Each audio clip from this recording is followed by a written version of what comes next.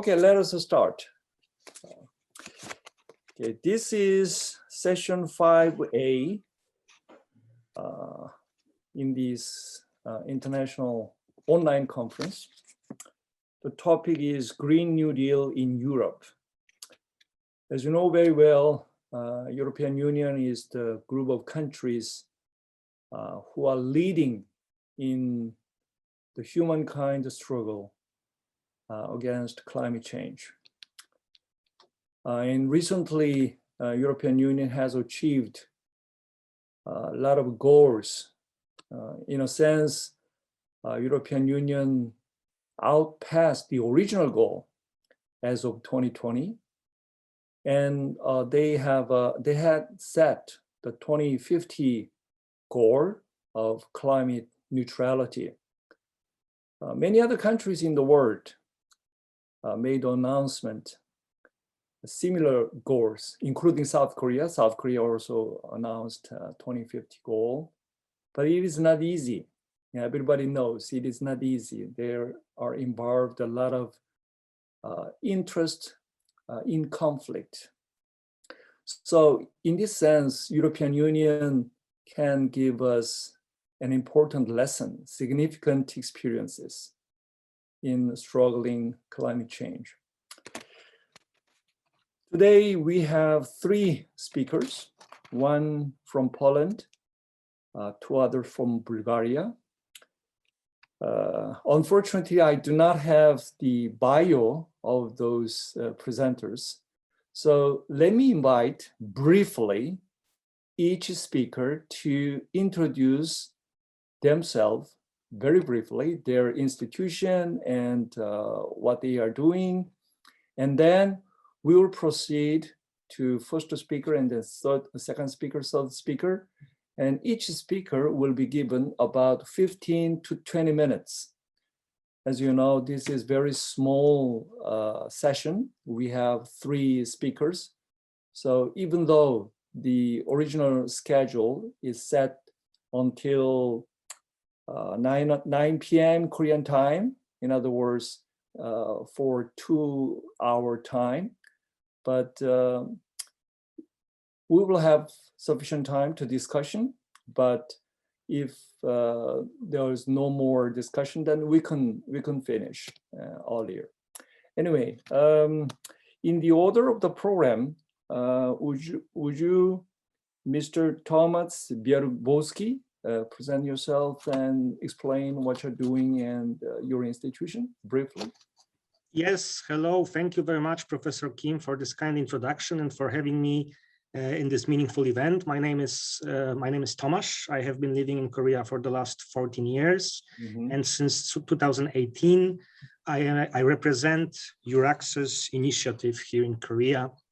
EURACCESS is the EU Commission program aimed to promote Europe as a research destination. So basically, I provide information about scholarships, about fundings, about available programs and job offers in Europe for Korea-based researchers in all scientific fields, from humanities and social sciences to engineering, mathematics, and physics.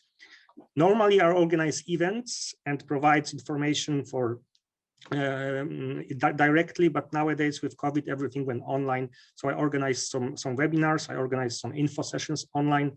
Please visit the website, koreaeuroaccess.org, and you will find more information about what I can offer. I also offer individual consultation on how to apply for Horizon Europe, which is the biggest funding program in the world. And I will briefly introduce Horizon Europe later in my presentation.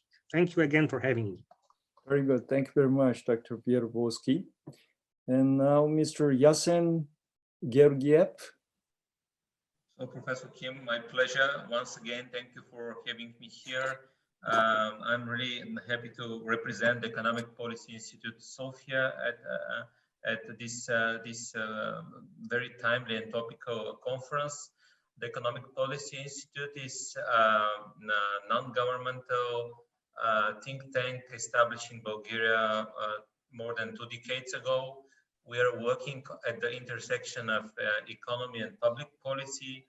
And most recently, as already mentioned during the introduction, we established a cooperation agreement with the HUFS EU Institute last year. And thanks to this great cooperation, I have to extend my gratitude to Professor Kim and Dr. Hayan for being our contact persons there and making my participation possible. What else? At the Institute, for a second year in a row, we are implementing a project that aims to bridge the gap of still not utilized potential between Bulgaria and the Republic of Korea.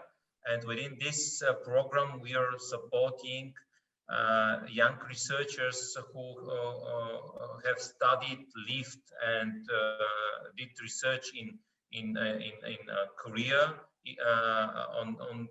within their next professional assignments. And I'm very happy to see that Ms. Tsvetelina Kuzmanova will be speaking also within this panel. She's among the first non-resident fellows of this program, which is called the Next Generation Korea Fellowship in Bulgaria. And it is great that we are able to continue with this program for a second year in a row. Just to mention, the program is made possible thanks to the support of the Korea Foundation. Thank you very much. Mr. Georgiev is the Executive Director of the Economic Policy Institute. Okay, now, Ms. Tsvetelina Kuzmanova, are you in Bulgaria? I am in Brussels at the moment, actually. In Brussels. All right, very good. Yeah, okay. And apologies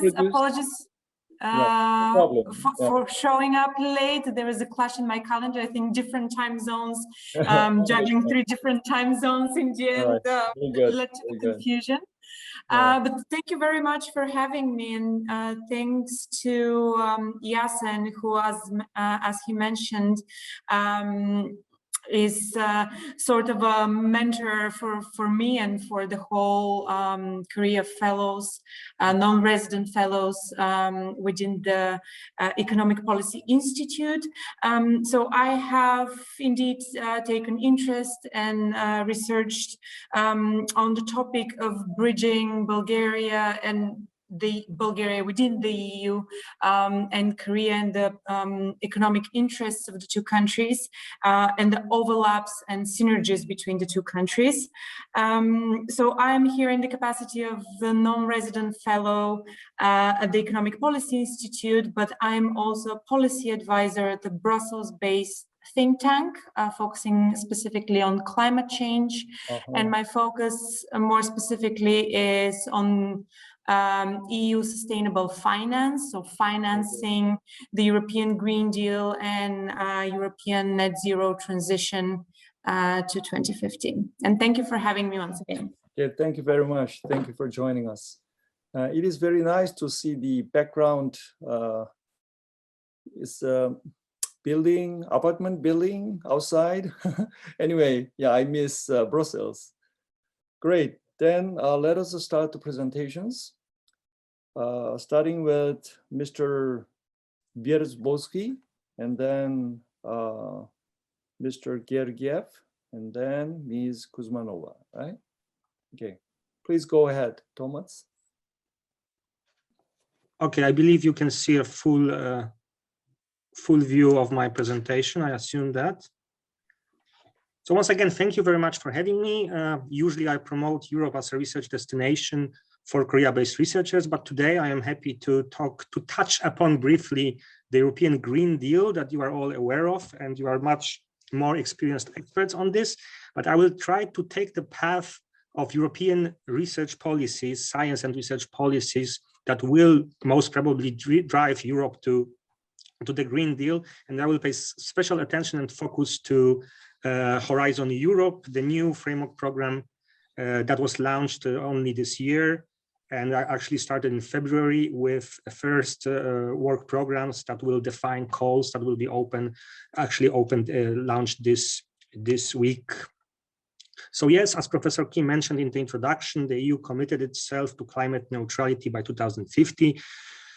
which means that there will be zero net emission of greenhouse gases. And at the same time, the EU Commission announced its ambitious target, at least 55% of greenhouse gases reduction compared to 1990s standards by 2030. The EU Parliament was even more ambitious. The EU Parliament set this target at 60%. And as I mentioned earlier, I will take the path of research policies, especially Horizon Europe, to accelerate and to reach these goals of climate neutrality by 2050. Obviously, this is not the first initiative by EU. EU started to work on climate policies in the 90s. It introduced panel of climate change in 1990. And when the EU countries, EU member states were preparing for United Nations Framework Convention on Climate Change, the European Council decided to stabilize the greenhouse gases emission of the European Community by 2000. And the leaders of member states in 1997 agreed on 3 main areas of climate policies: to reduce greenhouse gas emissions, to improve energy efficiency, to promote renewable energy sources. And those 3 main pillars were later continued until now. Obviously, EU committed itself to Kyoto Protocol. The United Nations Framework Convention on Climate Change installed market-based mechanisms to reduce greenhouse gases emissions in 3 different actions: in joint implementation of those actions, in clean development, and in the international emissions trading program. And at that time, the EU committed to 8% reduction of 6 greenhouse gases from 2008 to 2012.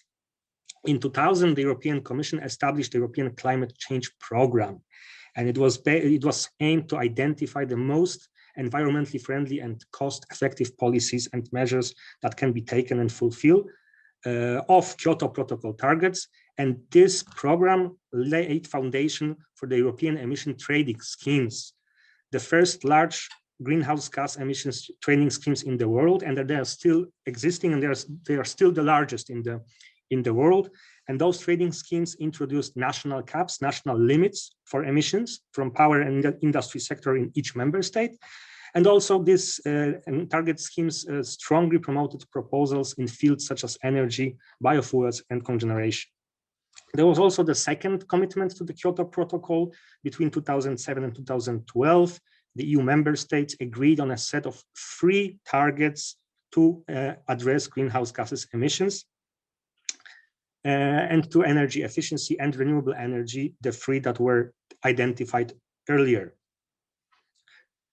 Over time, EU member states increasingly shifted control over particular economic sectors to EU institutions, meaning that the member states started to give much more authority and much more control of the policies and regulations of greenhouse emission programs to the EU itself, and stopped working on it on national level. Now, as Professor Kim mentioned, EU reached this goal that was set in 2012, in 2018 already, and it reduced. The EU reduced greenhouse gas emissions by 23.2%, and the goal was 20, so it was kind of a big success. However, according to some simulations conducted by Germany and France on national level, emission reduction by 2030 are on the track to reach only 30% and not 55% as the EU Commission aimed, and not 60% as the EU Parliament aimed. And to address this issue, the EU emission trading system that focuses particularly on greenhouse gas emissions in the power industry and aviation sector actually dropped 29, which is 6% more than 2020 reduction. So overall, it's challenging, and it looks that the target will not be met, but some certain elements of this solution actually worked better than it was assumed at the beginning. Now, to introduce Horizon Europe. Horizon Europe is so-called 9 framework programs. Framework programs started in mid-80s when European Community research and technological development activities were defined and implemented by a series of framework programs. It started with 3 years framework programs. Then it was 5 years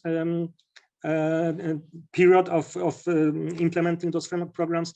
And with Horizon 2020, the previous framework program 8th, and Horizon Europe, current framework program 9th, it's 7 years. The implementation period is 7 years.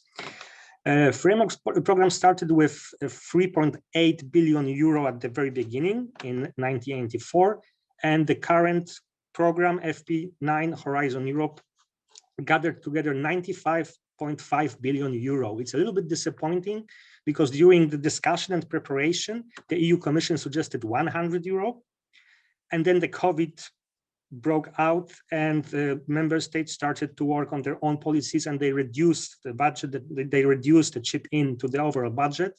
It was reduced significantly, but finally, at the end of last year, in mid-December, they chipped more and some additional funding was added, and the total amount of 95.5 billion euro was gathered to finance the most cut-off-the-edge research and innovation programs in the world. It is the biggest, in terms of budget, it is the biggest program in the world, Horizon Europe. Yes, and the budget for Horizon Europe is 30% bigger than for the previous Horizon 2020 program. With every FP, with every framework program, this budget has been bigger and bigger and bigger. It's quite complex and kind of difficult to comprehend the overall program. It is divided into 3 pillars. Each pillar is slightly independent and managed differently. First pillar, excellent science, is quite interesting because this is for individuals. Individual can benefit from this program, individual researchers, individual scientists can apply for the program under the first pillar.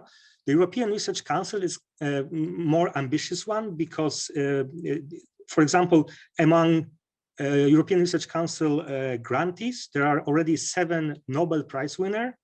So if you aim to receive a Nobel Prize, European Research Council is a good program. It's a proper program. Marie Skłodowska-Curie Actions, or MSCA, are for younger, for early stage researchers. So when you finish your PhD, just after your PhD, you can apply for MSCA. It's for people to develop their career, to boost their career. And research infrastructure address how communities will contribute to 5 mission areas of Horizon Europe. I will briefly introduce those areas later. The second pillar, global challenges and industrial competitiveness, promotes research that explicitly address the most pressing societal issues clustered in 6 thematic areas. Oh, by the way, the first pillar for individual researchers is designed in a bottom-up way. It means that individual researchers comes up with idea, form proposal, and apply for the grant, apply for the money with his own idea. Any idea in any field, in any scientific area, new idea, groundbreaking idea, your own idea. However, the second pillar, global challenges and European industrial competitiveness, is designed in a top-down approach, meaning that the topic for research is more or less defined, is more or less identified, and is suggested. And the second pillar suggests research in 6 so-called clusters, thematic clusters: health, culture, creativity and inclusive societies, civil security for society, digital industry and space, climate, energy and mobility, food, bioeconomy, natural resources, agriculture and the environment. And I don't have the pie budget here, how the budget is divided, but as far as I remember, the biggest amount of money is allocated exactly to address climate change and environmental challenges, which is exactly to reach climate neutrality by 2050. And the second pillar is the budget for the second pillar is the biggest among the whole Horizon. Almost 53% of the whole Horizon budget is secured for the second pillar. And the third pillar, Innovative Europe, actually, it used to be under Horizon 2020, it used to be together with the second pillar called Societal Challenges, and now it's separated. It's aimed for industry, for innovation. If companies, if entrepreneurs, if startups have innovative ideas, they can apply for funding, for research funding, to implement, to marketize this idea under 3 different programs within the third pillar. And widening and participation and strengthening the European research area works with all 3 pillars. And this is a program that will add additional money to the research if the research is conducted in so-called underrepresented countries.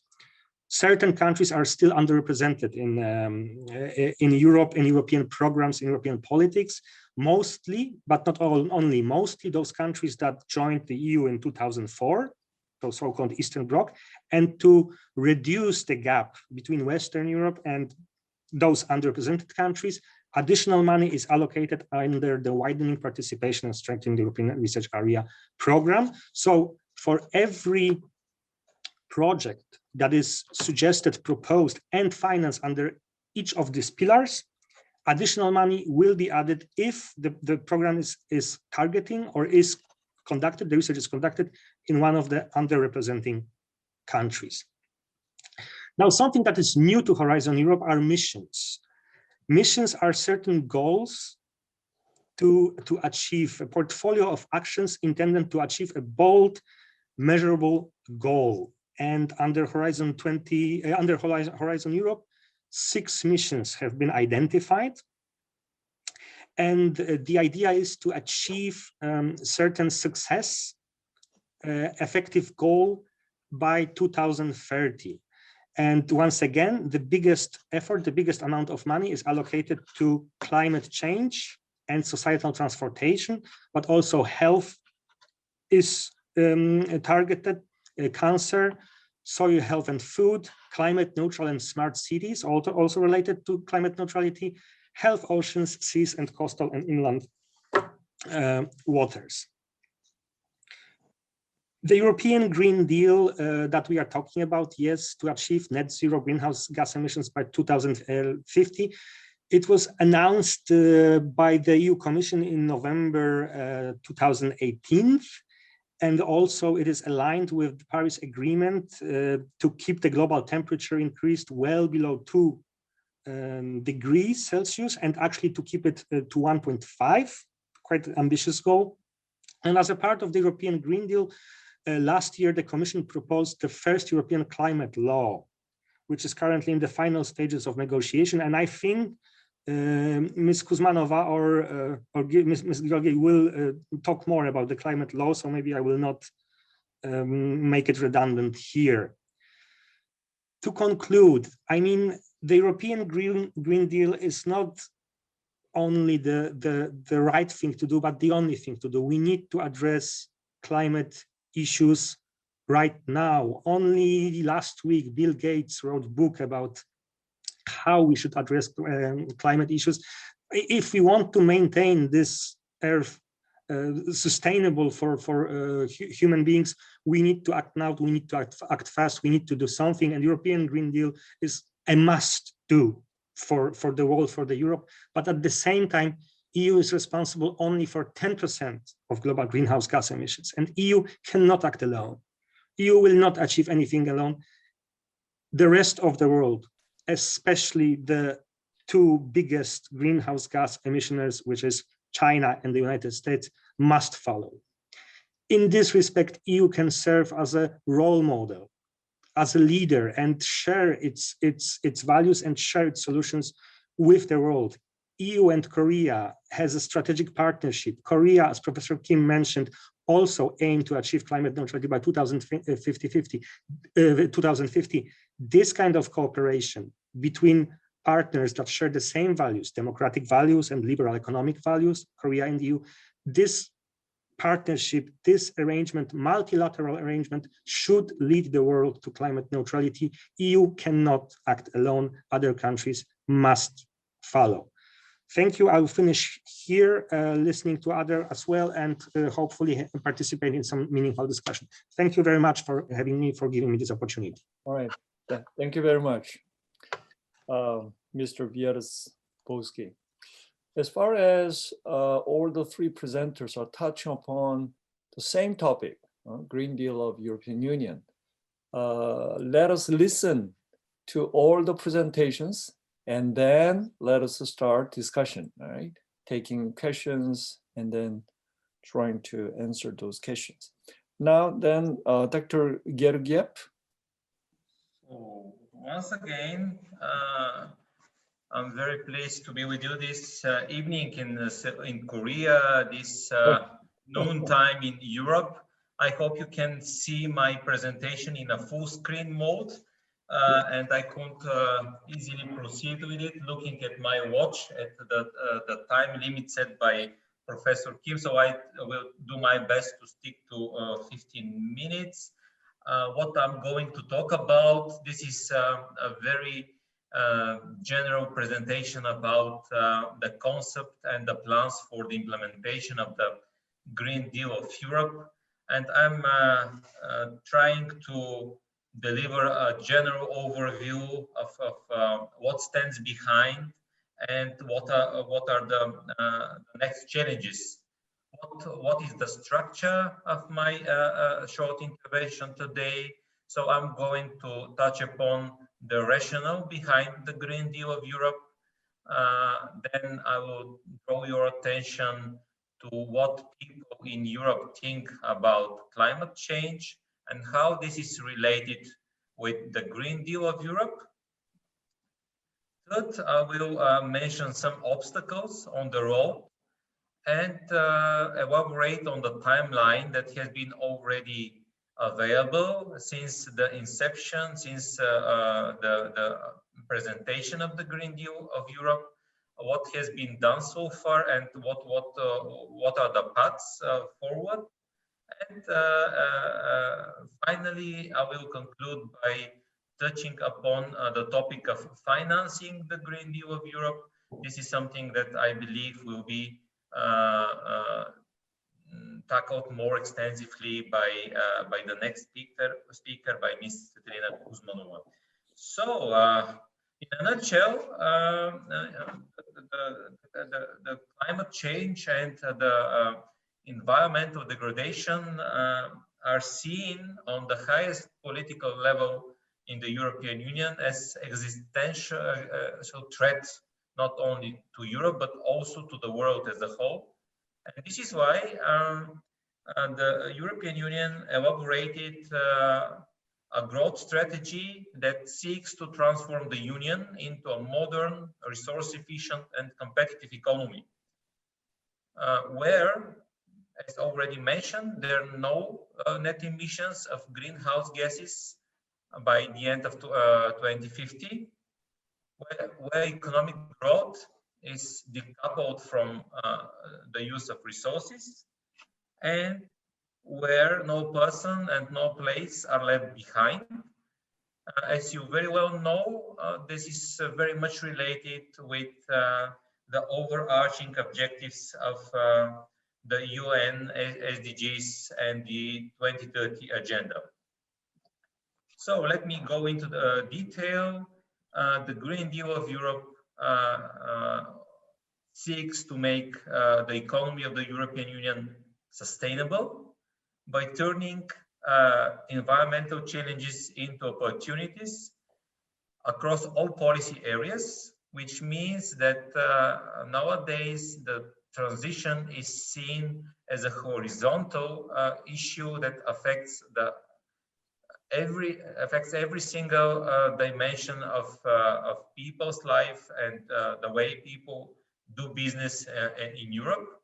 And one of the aims is, of course, to make this transition just and inclusive for all. The Green Deal of Europe has a roadmap, as already mentioned, with a clear timeline that has to boost the efficient use of resources by moving to a clean circular economy and stop climate change. revert biodiversity laws, and cut pollution.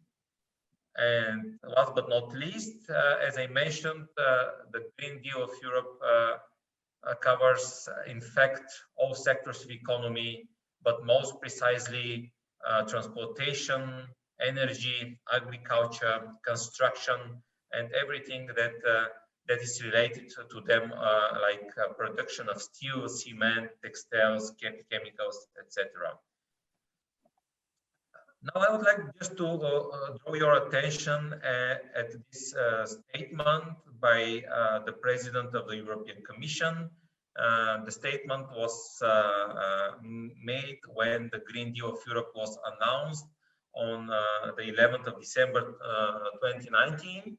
And I'm not willing to read the whole statement, but rather to highlight this part of the statement that is presented in bold, which shows that the Green Deal of Europe is seen as a holistic approach with many internal dimensions, but also a holistic approach that has many, how to say, well-spoken international commitment and ambitious plan to influence the behavior of some global players.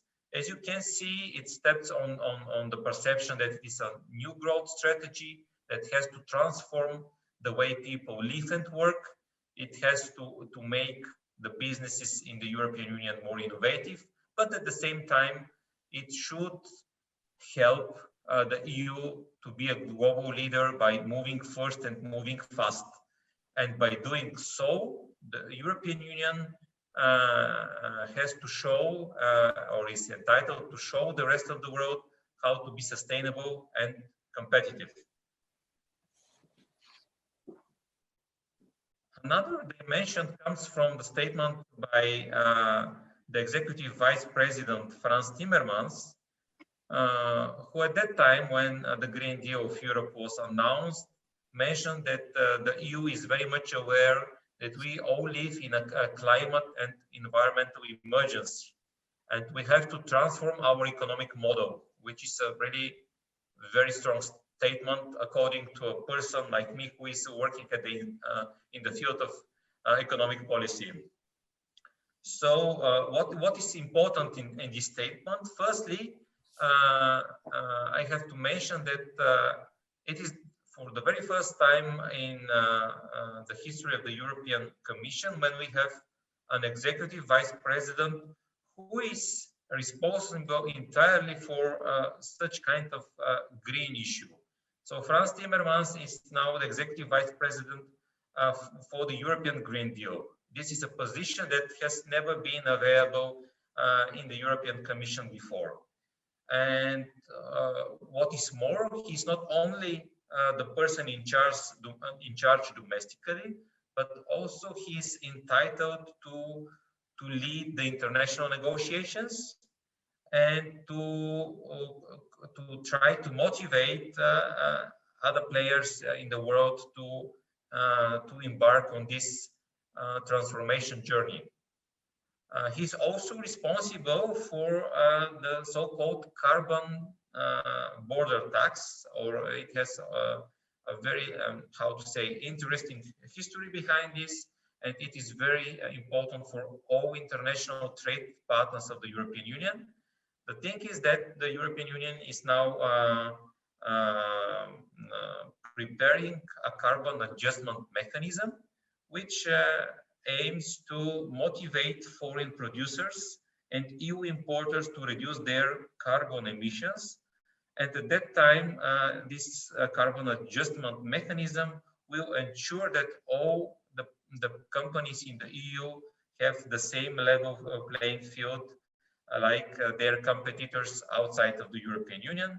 And of course, this should be in line with the World Trade Organization.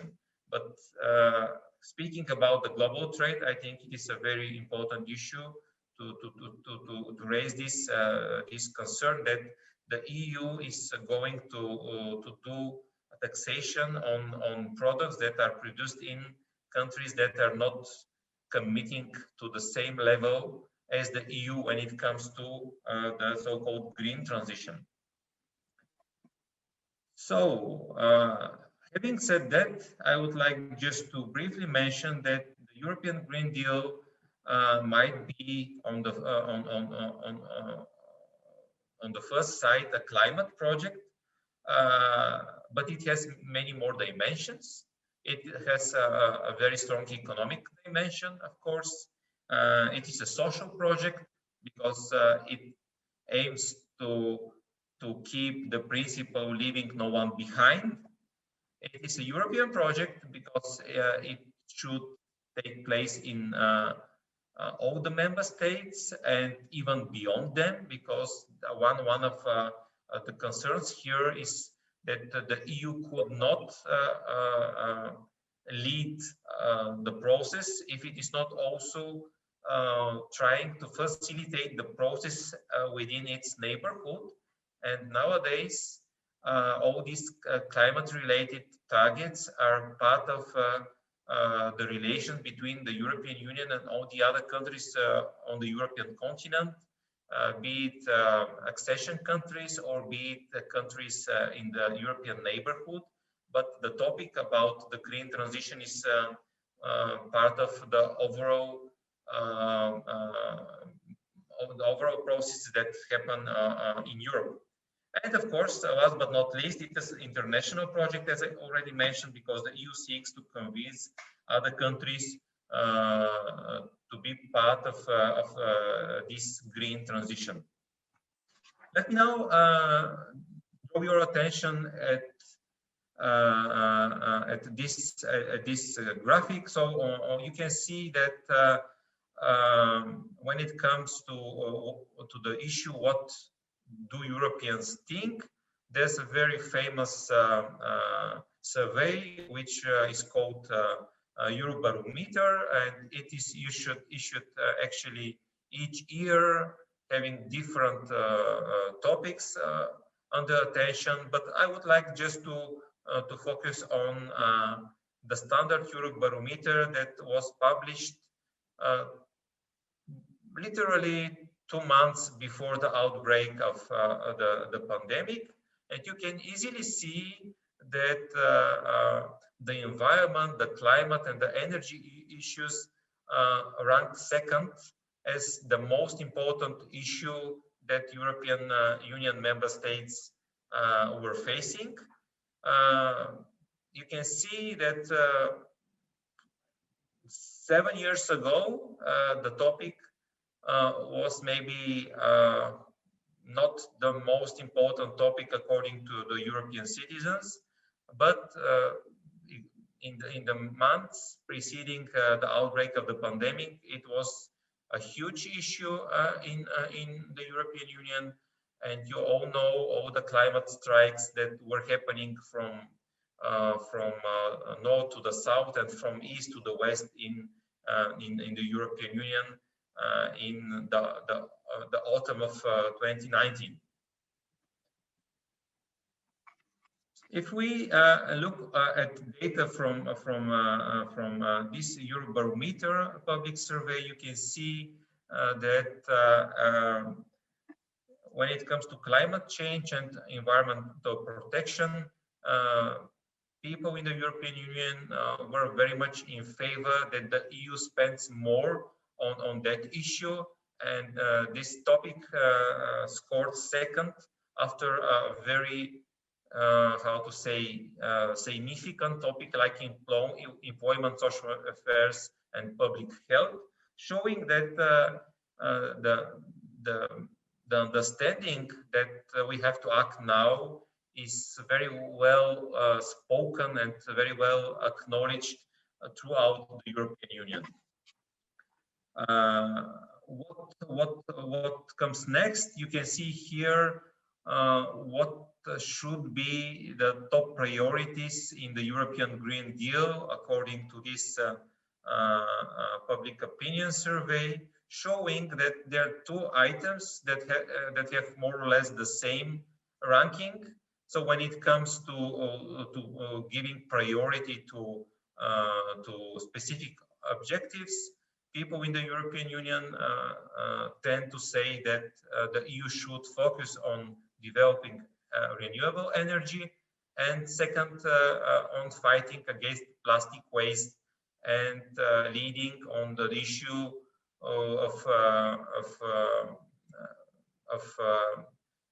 implementing single use of plastic. What comes next? We have three more objectives, like supporting the European agricultural sector to provide affordable and safe food, reducing energy consumption, and promoting the circular economy. The thing is that if we look at the last Eurobarometer from last year, we can see that, understandably enough, the environment and climate change are not scoring second as it was before the pandemic. But the good news is, I think, that still it is among the 5 most important issues according to the European citizens, which shows that despite the unpredictable health situation, despite all the concerns about the economic situation and the unemployment, the environment and climate change remains one of the issues that draws the attention of European citizens, and of course it is important for decision makers and policy makers in the EU. When it comes to the breakdown of the objectives that have to be tackled within the European Green Deal, you can see that there's a consistency and there are no particular change in comparison to the survey 1 year ago. Renewable energy and fighting plastic waste are seen as the main objectives that have to be supported within this transition, and all the others remain in the same order. What draws my attention here is the very last item, that 1/5 of the European citizens support the so-called taxation on products that are imported from third countries that have lower climate policy standards than the EU, which shows that this is not only a political objective, but something that enjoys the support of a significant number of Europeans. So let me move to the obstacles on the road to the Green Deal of Europe. Before the Green Deal, there was a limited enforcement capacity of climate policy implementation because there was no monitoring mechanism in place. And all the debates were and continue to be dominated by concern over the supposed burden regulation on businesses and on the risk of climate action to international competitiveness and jobs.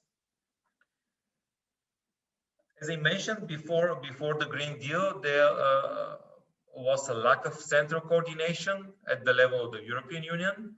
But now, as I mentioned, we have a vice president, executive vice president, who is entirely responsible for the issue, which is promising to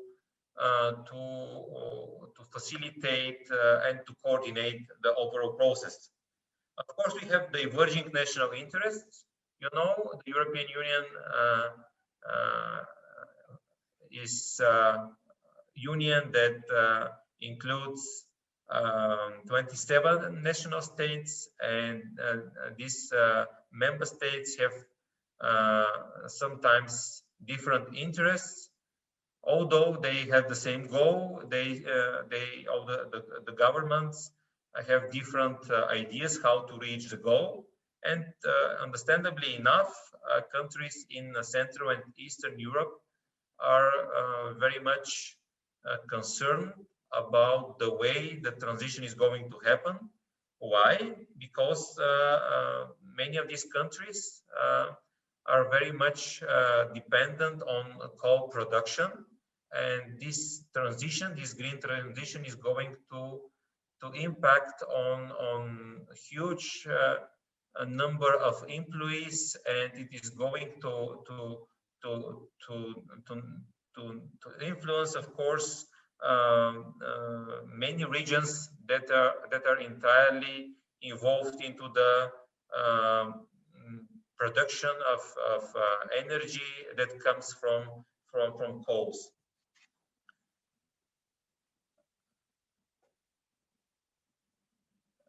And as I mentioned, these countries, especially in Central and Southeastern Europe, are seeking compensations and try to mitigate the transition by asking for some transition periods or for some support to come from the European Union that seeks to facilitate the transition.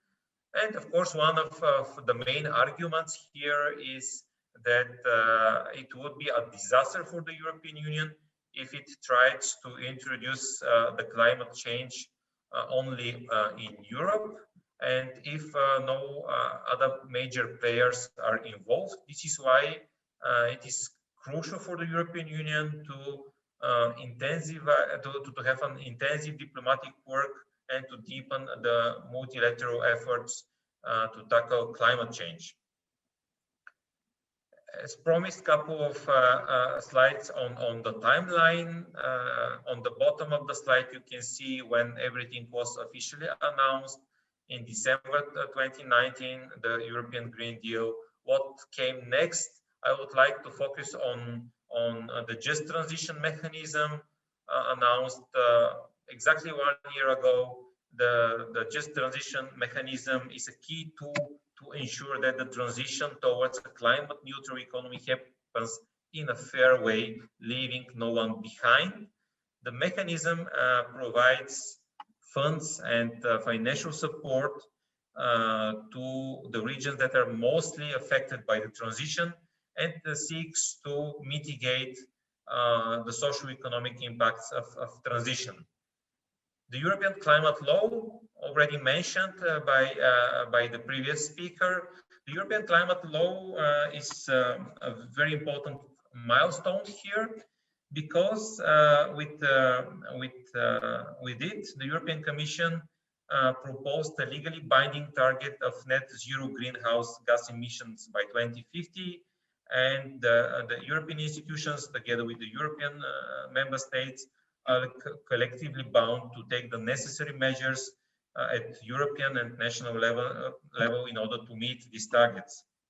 What is important here, that the European climate law includes measures to keep track of progress and adjust the respective actions accordingly based on the existing system, and also on the national energy and climate plans that are prepared by every and each member states.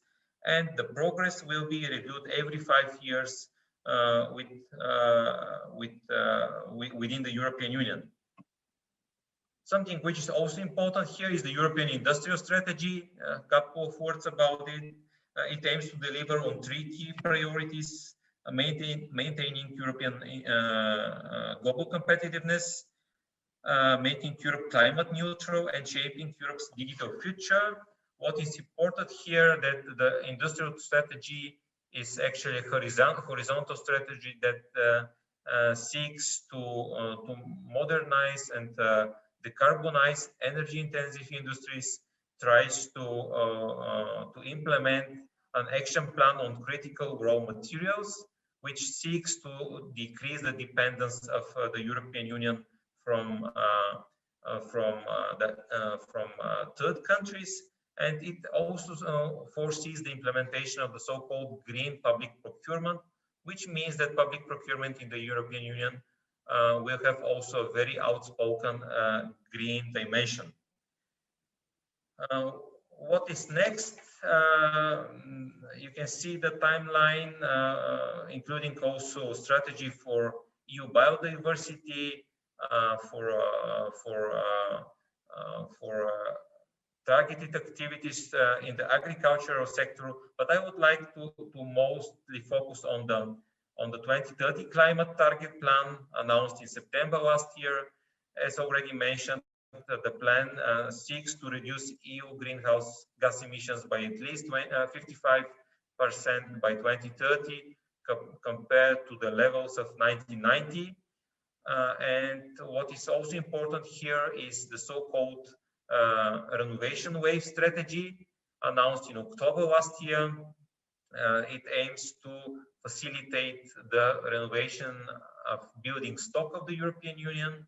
Why it is important? It is important because buildings are responsible for 40% of the EU energy consumption, and they're responsible for 36% of the greenhouse gas emissions from energy in the European Union. At the same time, there are many European citizens who struggle to keep their homes properly heated in winter, and this is one of the social issues of this renovation wave strategy, because on the one hand side it aims to speed up the energy efficiency of the building stock in the European Union, but on the other hand side it has a very clear social side by trying to support millions of Europeans who are unable to afford a proper heating. And the last slide, in terms of timeline, I would like just to focus on the European Battery Alliance announced in the end of last year. Why it is important? Because when it comes to green transition, huge importance is placed on how we store energy. And according to this alliance, all the batteries that are placed on the European market should become sustainable, high performing and safe all along their entire life cycle. What does it mean? It means that there will be mandatory requirements for all batteries in the European Union. And these requirements include the use of responsibly sourced materials, minimum content of recycled materials, carbon footprint, durability, performance, etc. Part of this alliance also includes the way people in the European Union recycle batteries, which means that they should be utilized in a more efficient way. And one of the latest announcements is the fact that all the electric vehicles who are running with electrical batteries should allow that these batteries are reused afterwards when the vehicle is not any longer using the battery. So the main idea here is to have a prolonged life cycle of batteries in the European Union. So when it comes to the funds, the initial idea is depicted on the slide here. You can see it combining different sources like the European budget and some private investments that have to complement the public funding that is seeking to support the transition. But of course, the idea to finance the transition was very much elaborated before the pandemic. Then, with the outbreak of the pandemic, the European Commission announced its long-term recovery strategy that also includes the green transition into it, and all the recovery instruments are actually very much accounting the commitments already announced by the European Commission. And you can see here what are the amounts that should help the European economy recover and boost in the years to come. In general, things look like this. We have the multi-annual financial framework of the European Union, which is the 7-year budget for all the countries. It is depicted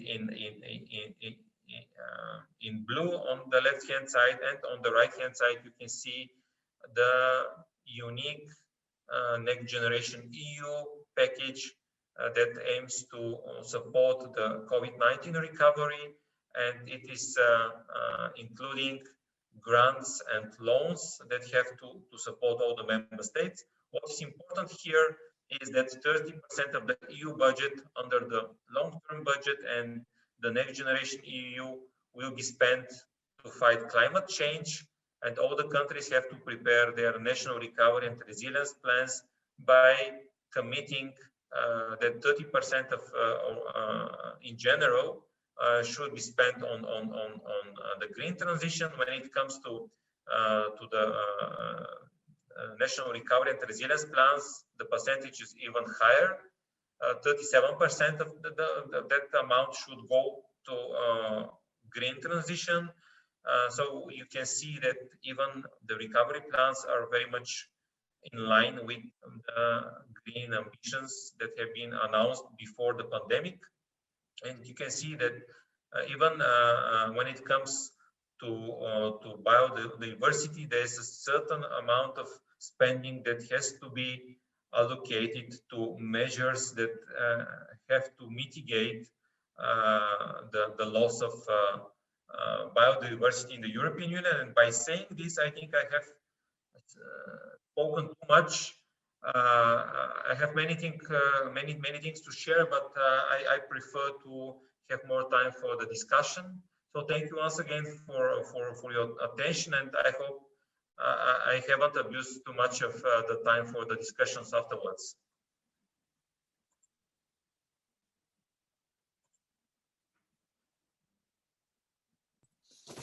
Okay, I turn on the mic. Thank you very much for your detailed presentation. Okay, yeah, we learned a lot. Okay, now Ms. Kuzmanova, right? Are you ready? Yes. Yeah, Thank you. Thank you very much. Let me share my screen. I suppose my slides would not be as elaborate as Tomasz's and Yanis's, but I would like to give you a more of a insider view and perspective, and where the negotiations are going towards, and which direction, which are the main impediments, the main hindrances to reaching within Europe this conclusive decision of how to reach our joint target. And I think it will be also useful, Yasen touched upon this slightly, it will be useful, I think, if we do not also look at Europe as one whole necessarily, as the European Union as one black box, but as a combination of the different parts and the different dynamics that's between the member states. That being said, I just want to start with this, that we're in this unprecedented time in history where we need to tackle both climate change, and we're in the midst of a global health pandemic. And I think it is important to look at those two issues together. And I think to a large extent, Europe is already. And the synergies and the overlaps between the two and how to tackle them together. But also we're in this unprecedented time where we have the opportunity to spend large amounts of money on recovery and to make sure that it is also green. So the topic that I have chosen for my presentation is EU climate law from ambition to practice. So here I have two confessions to make. First of all, I will not spend that much on the EU climate law. I will, of course, explain about it and its main components and ideas, but I would also like to really take this opportunity to talk about the from ambition to practice bit of my presentation and really what we need to get there. And also the second confession is, yes, it is called a EU climate law, but it is not in essence really a law. So this is the really chunky and really long, complicated name of the EU climate law. So it is a regulation, if you're familiar with EU law, with EU legislation. You know that there are no such things as law per se, but it is a regulation and it applies to all member states. So it is still legally binding, but it creates a framework for achieving climate neutrality within the EU. And I think one of the main components here, the main objectives, is first that it It agrees on a 2050 target to achieve climate neutrality, carbon neutrality by 2050, to be net zero by 2050. And this is very much aligned with the Paris Agreement. So I think this is really important to put a legally binding obligation on member states to achieve this target. But it is also important because of the other two objectives that I have here, the action and ambition objective, which is to send a strong signal to the market of where we are heading and what we expect, and also to guide investments how to reach this climate neutrality. Because as I'll show you later on in my presentation, there will be a significant amount of money that will be needed, both public and private, both national and EU funds, and it will be important that this climate law sends the signal to the market and to the investors. And here I have one of the main takeaway from the climate law for me, from the EU climate law, and it is the 2030 target. I think it is a very interesting target because, yes, by 2050, mid-century, we need to be to reach net zero. But the 2030 target has been a very contested one, and I have put it here, this 55% reduction of the carbon emissions in something which I intended as a tree, and I realized looks a little like broccoli, actually. And within the leaves, I have the different targets that different parts of the EU have set, and how contested even this number at the moment is. I think it's still very good, still very ambitious. Officially, the first leaf is the European Commission. They proposed a target of reduction between 50 to 55. Then the European Council, which is a composition of heads of the different member states, agreed to include in the text at least 55%. The European Parliament, surprisingly enough, has been, but representing the people being elected by European citizens, they were more ambitious. They initially insisted on 60% reduction by 2030, and this is less than a decade away. So this is less than 10 years away from now already. So for the moment, the language of the text is at least 55% emission reduction. And here I have included a timeline that I borrowed from colleagues of mine at work, just to give you a sense of where we are with this. So if you look at the blue sort of line across the slide, there is a trialogue of the trialogue on the European climate law, which means that those institutions, Council, Parliament, and the Commission would need to jointly agree on this. So this is not set in stone yet. So they're still negotiating, and then that will continue until June, when the Slovenian presidency starts of the Council of the European Union. And there are a lot of things on this slide, but just to mention some of them that are important for how to reach the goals of the Green Deal and the climate law. For instance, after this is decided, there will be, as you see, negotiations on it's called Fit for 55 package. So a set of different policies and action plan of how to achieve this. I think here in the different Q1, Q2, Q3 and Q4, you can see different legislative initiatives that would be of essence. And this sort of continues from the timeline, I think, that Yasen presented, what has been done so far and what we can expect in the years to come. And I think just to put this slightly in the global perspective, where Korea or different regions, including Latin America, could play a significant role, as for instance, the COP26 in November, or the G20 Leaders Summit in Italy in October. So there are a lot of bilateral and multilateral conversations happening globally, where I think, and to agree with Tomasz on this, the EU can really be a leader and a standard setter that can shape the conversation of how to achieve our goals jointly. So to go back slightly to the climate law in itself, I think it is important here to mention that apart from being legally binding, it also adds a level of accountability. So under the climate law, member states will have to improve their reporting under the Energy Union governance regulation. So there are different sets of legislation and legislative pieces that apply to member states, but under the Energy Union regulation, and there will be improved reporting. There will be a periodic assessment of the progress and to make sure that all the cycles are in line with the Paris Agreement. I think this is important because it is an overarching global agreement. Updated recommendations regularly to member states at the EU level, and although those might be relatively prescriptive, it is still when something comes from Brussels, from the European Commission to member states, there are different mechanisms to put pressure on member states to uphold what they have agreed on.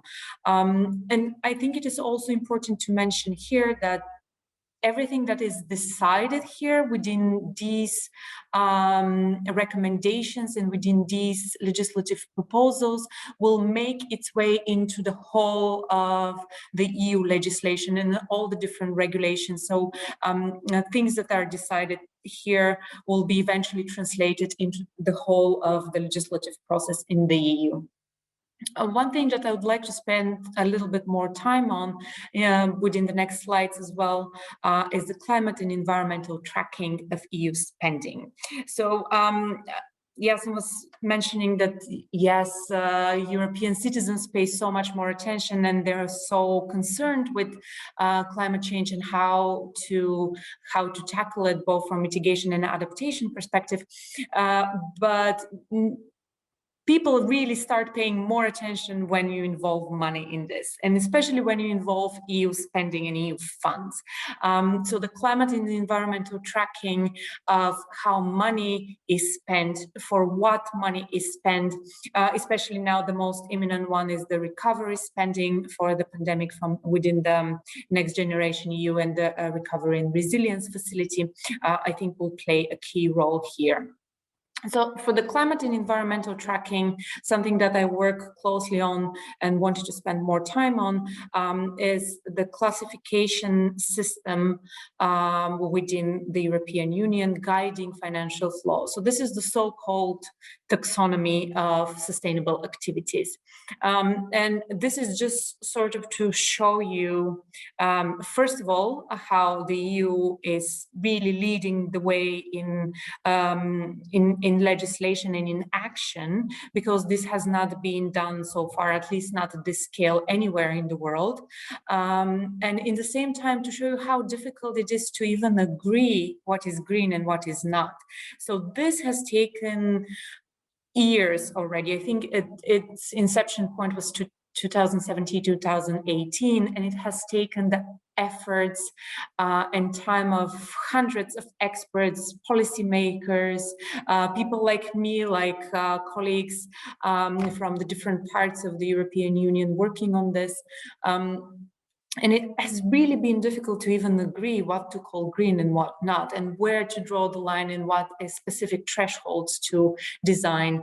I'll talk a little bit about the taxonomy and the politics of the taxonomy and how the different member states dynamic is later on. But the main idea in the climate and environmental tracking is, first of all, to make sure that we contribute to a climate and environmental objective, while in the same time we do no harm.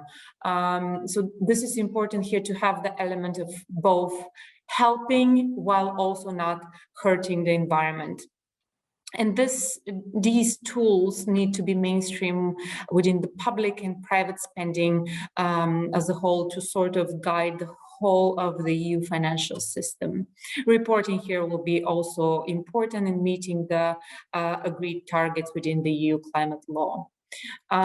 Here I wanted to show you one really exciting initiative that colleagues of mine have developed jointly with a German NGO called Wuppertal. So it's E3G and Wuppertal Institute joint initiative. It's called the Green Recovery Tracker.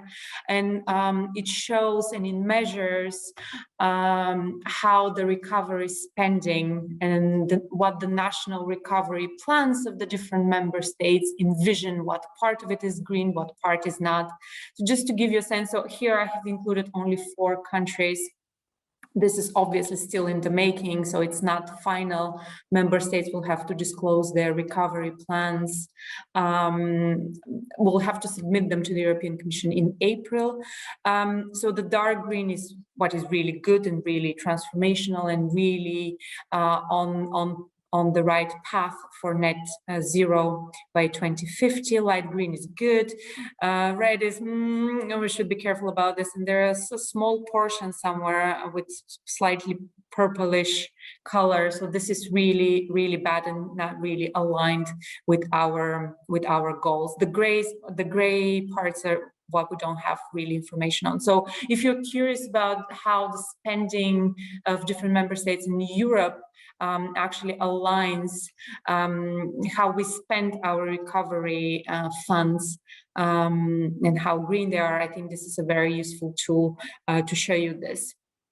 And this is also partially linked to the EU taxonomy that I mentioned earlier, and I wanted to spend a little bit more time on this to explain to you, because I believe that it is a really transformational tool that can help really divert financial flows to where we need it. Yasen mentioned already what huge amounts of funding, both private and public, we need.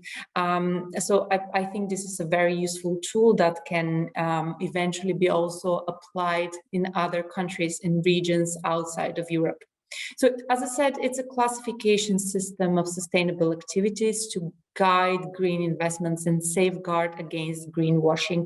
We know that there is already a huge demand for green investments, especially younger generation is really keen on spending them, talking retail investors, really keen on investing in more sustainable solution and in green financial products, but we really need a unified system that tells us what in reality is green and what is not. So as I mentioned here, as I mentioned earlier, we have an objective, so we need to make sure, to be taxonomy aligned, you need to make sure that you contribute to one of those 6 objectives that I have listed here, while in the same time you do no significant harm. This is the abbreviation that is widely used across Europe at the moment. And there are also some minimum social safeguards, for instance, no forced labor and things like this. So the 6 environmental objectives: climate change mitigation, adaptation, sustainable use and protection of water and marine resources, circular economy, pollution prevention and control, and also protecting biodiversity and ecosystems to have healthy ecosystems. As I mentioned, this is still in the making. At the moment, they are working almost the finishing line, as I like to say, for climate change mitigation and climate change adaptation criteria. So there's still a lot of way to go and a lot of more work to be done. But even this has been politically very difficult to agree on. Later on, if we have some time, I'd like to tell you about the different member states' opposition, who isn't happy with what, just to give you a sense of how diverse and turbulent the dynamic of EU politics actually is. And here I give you an example of the do no significant harm principle, which is slowly making its way into public spending as well. So the taxonomy was originally designed for private finance, but is slowly making its way into public spending and EU funds as well. So the do no significant harm principle is also part of the recovery spending. And here I give you an example with one activity among 150 economic activities that we have at the moment. So this is the do no significant harm for anaerobic digestion of bio-waste. So it is considered green. So it contributes to the first objective, climate mitigation. But here you can see how it is considered that it doesn't do significant harm to any of the other objectives. Excuse me. For instance, on the sustainable use of water and marine resources, how it doesn't pollute water and how it doesn't pollute the environment, objective number 5. And I'm getting down to the impediments. And here, yes, I did start talking about the taxonomy, but this is this can be also seen within the larger framework of EU member states agreeing on something climate-related, on climate-related legislation and climate-related targets and objectives. And the dynamic here is very interesting. Here I have put in the bubbles the decision-making process of and the dynamics between the European Commission, the European Parliament, and the European Council. And if we start even with the design of what we're trying to achieve here, negotiations are almost always very difficult because of some of the issues that also Yasen mentioned, that different member states are obviously at a different stage and have different climate ambition, but also different capabilities and different reliance on coal or other fossil fuels, for instance, in their energy mix, or any other sector, in effect, actually, if you take it. So there are huge disparities, and that leads to really stark opposition to the negotiation process. So just for instance, as the taxonomy that I'm working on at the moment has been threatened to be blocked by the council and by the parliament, although really the council is the main opposition, being composed of different member states. And their opposition coming from different countries on different issues. For example, Nordic countries are unhappy with the criteria on gas, on biogas and burning forestry and burning trees for bioenergy.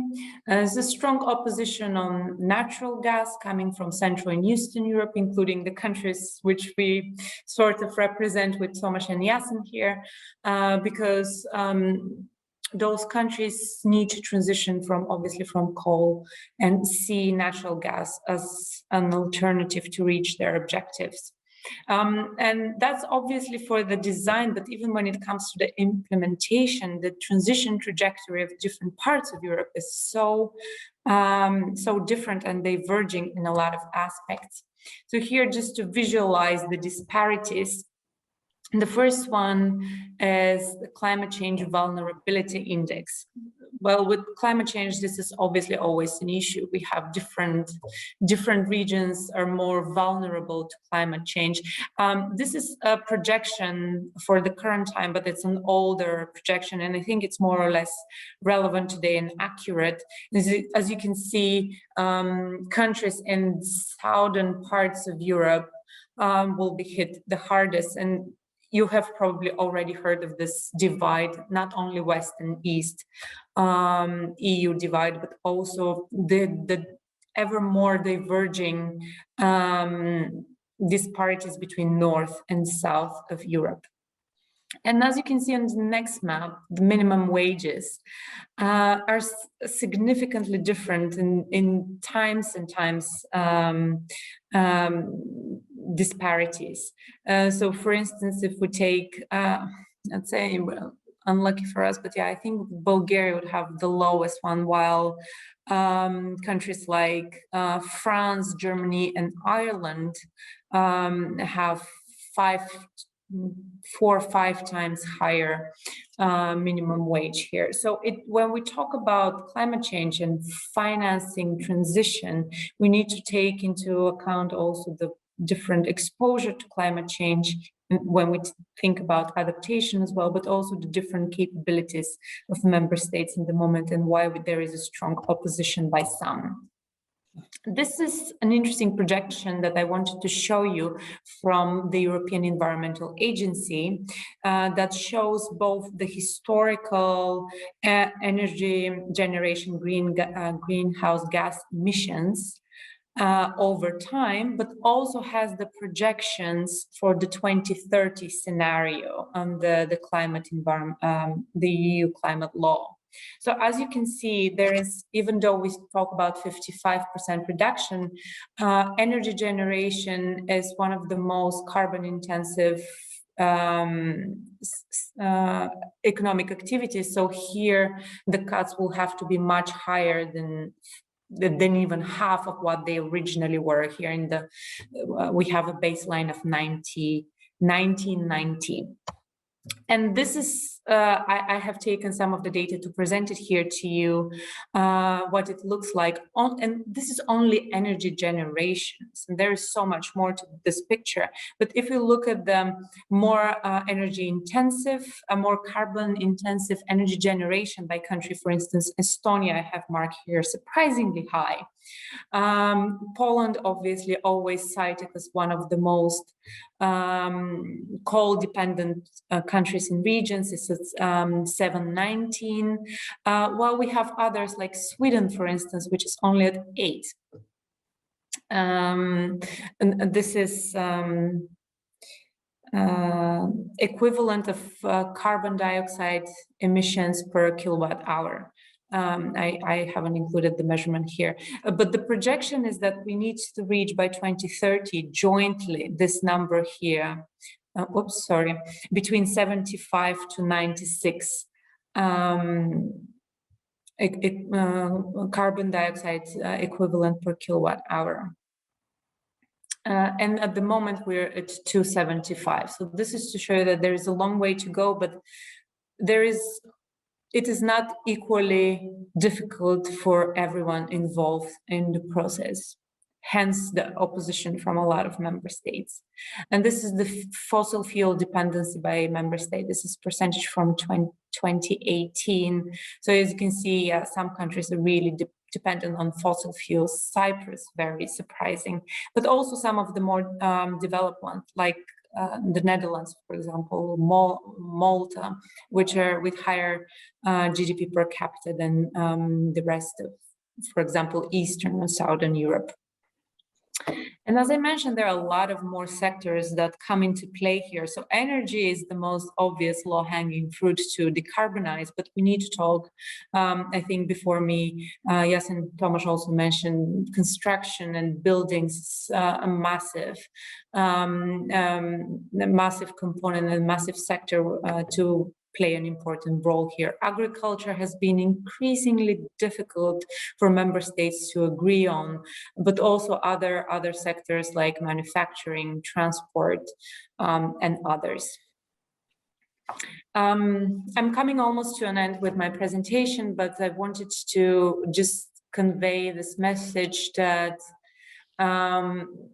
this has been a stumbling stone for negotiations in Europe, and we already see that countries are discussing differentiated treatment. Brussels is discussing differentiated treatment of different countries and regions.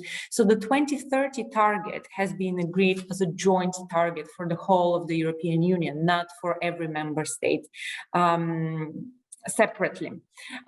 Within the recovery spending, we also see slightly differentiated treatment. Obviously, the European Commission is under severe threat of not being accused of upholding recovery spending, recovery money, which is so needed right now.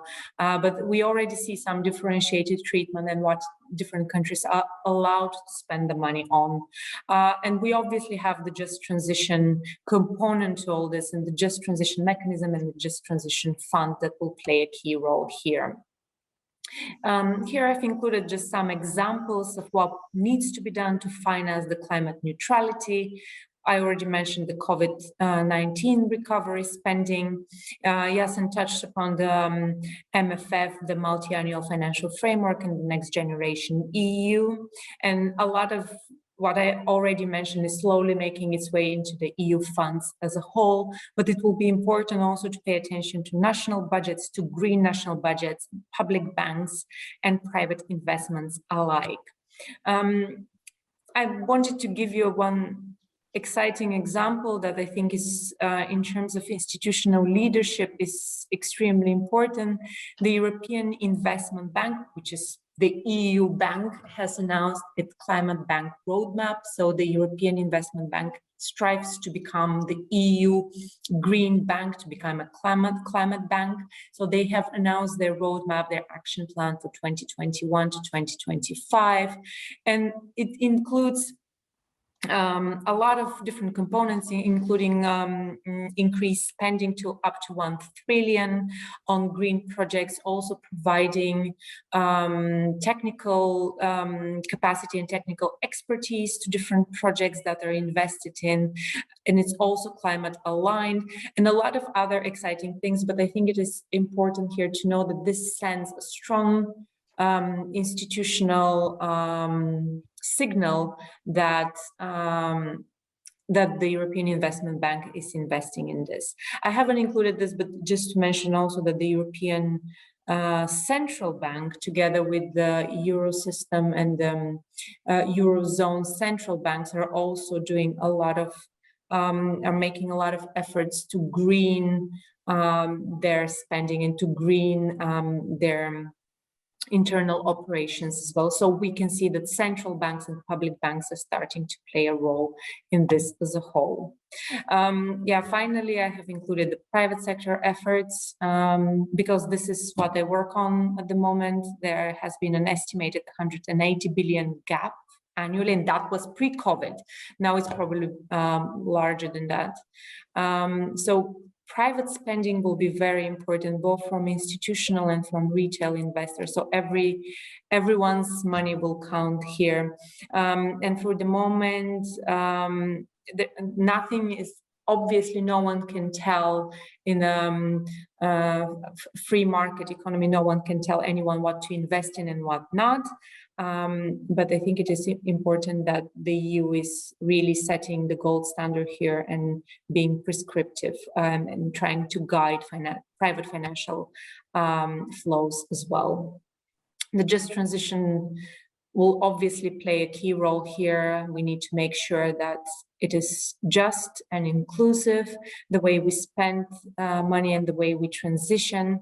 So here I have just included different components and what we could expect and how to incorporate this within the larger EU framework.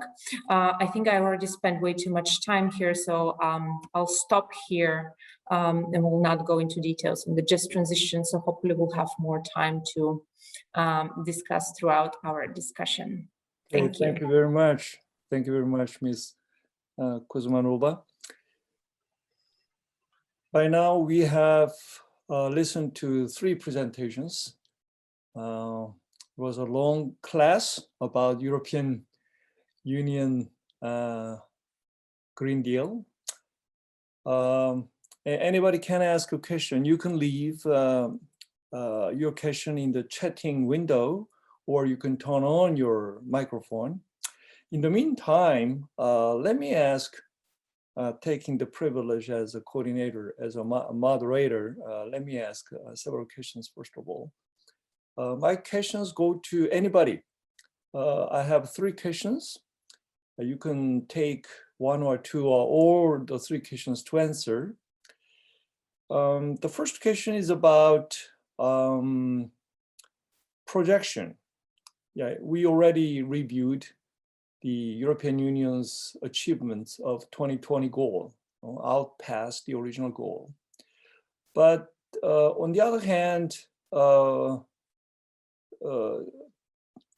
actually 2 of you already mentioned the 2030 goal.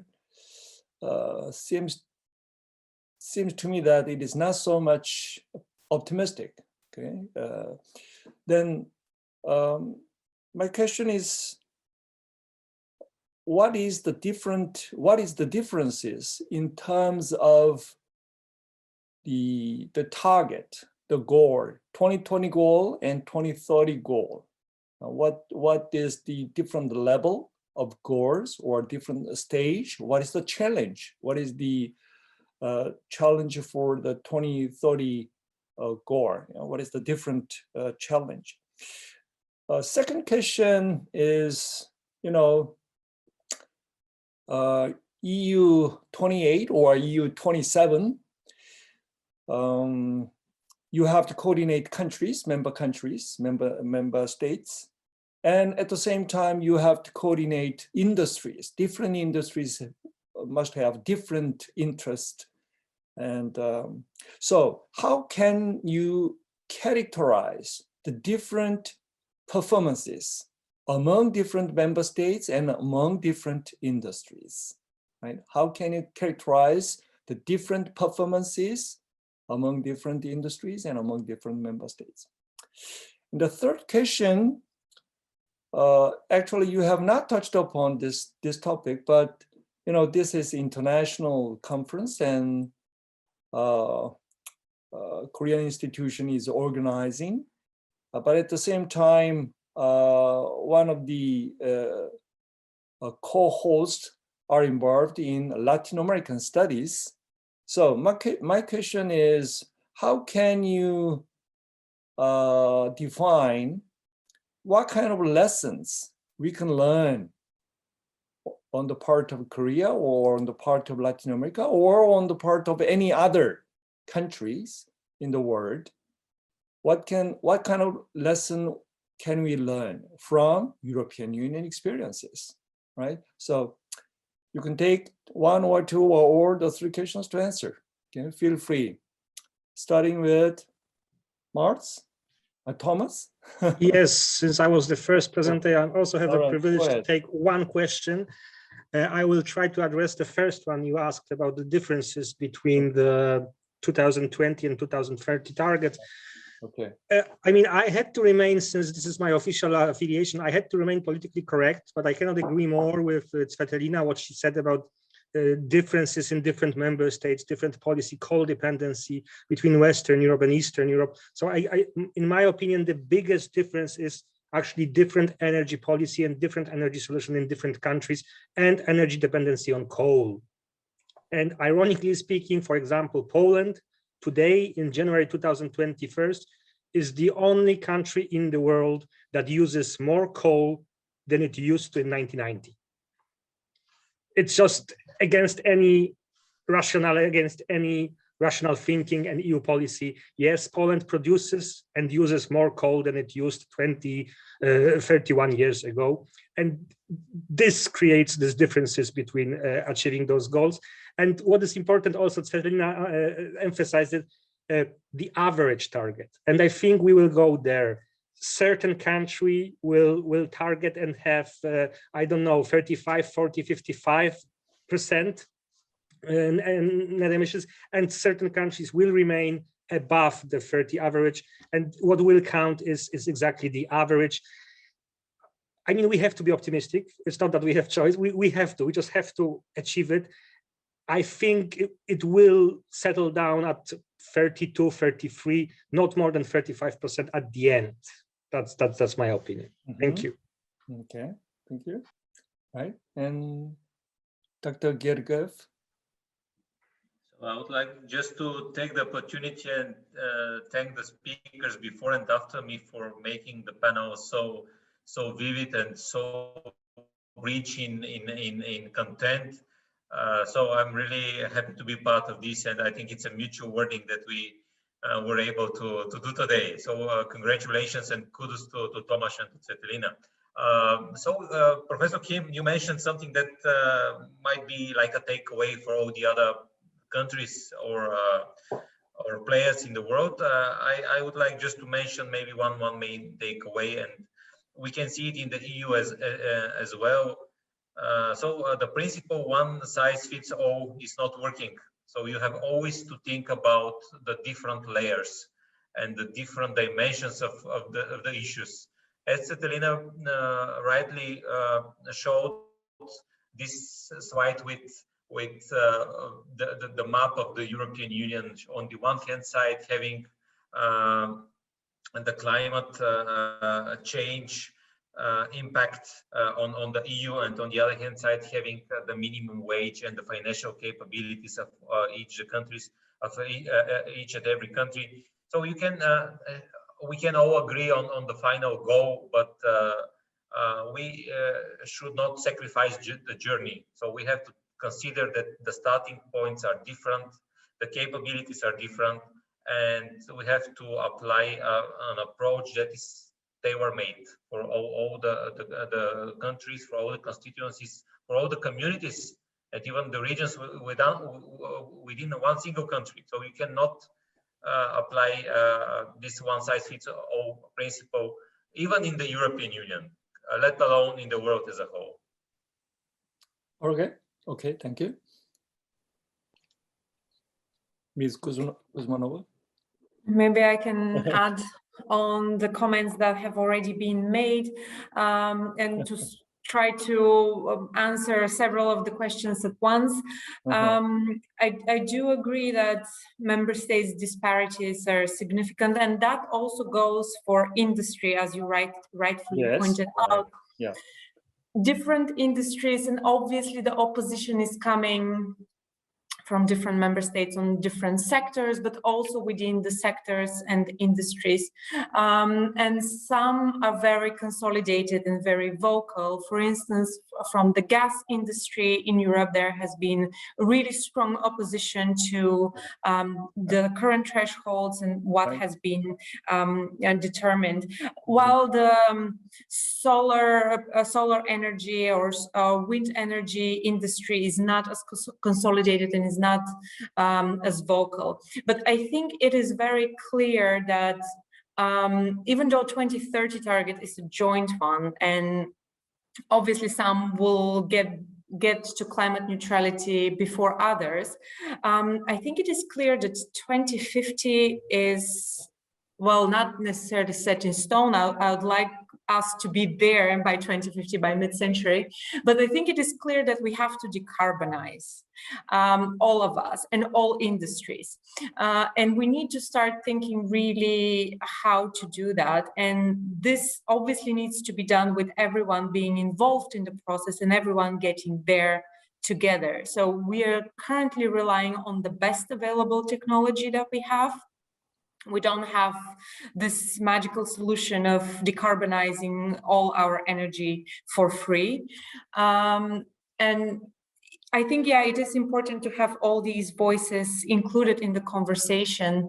But I also think that this is a good example for the rest of Europe, for the rest of the world, as you were mentioning, because I hear this argument quite often, especially coming from the US now that they're back in the Paris Agreement and now they're back on track with climate ambition.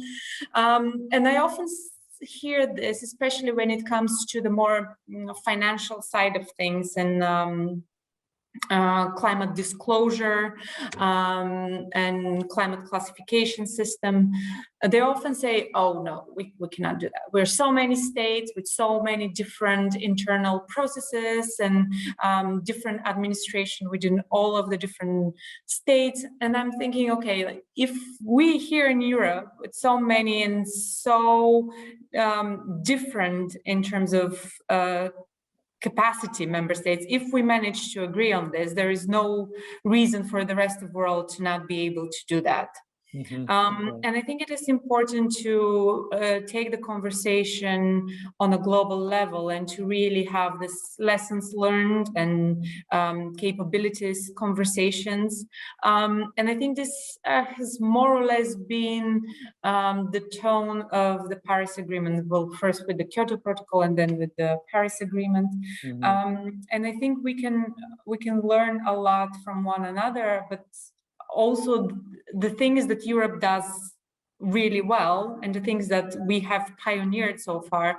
I think this is also something for the world to look at, and also not only the policies but also the politics, how we got there, and to get everyone to agree on.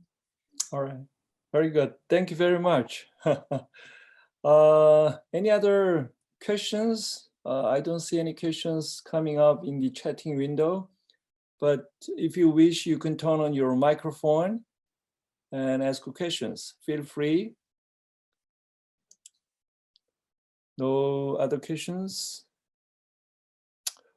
Okay, then, yeah, I think your presentations were complete and everything was clear. Again, I really thank you all for joining this session and your valuable presentation, inside presentation, detailed presentation, and your insightful presentation. And I really hope that all of you stay safe under the circumstances, and we'll be in touch, and we'll get it together in person very soon. Okay, thank you very much. Let me conclude this session. Thank you very much. Thank Thank you. you. See you. Hope to Thank see you. you. Thank you. Right. Have a Bye-bye. nice evening. Bye-bye. Bye-bye.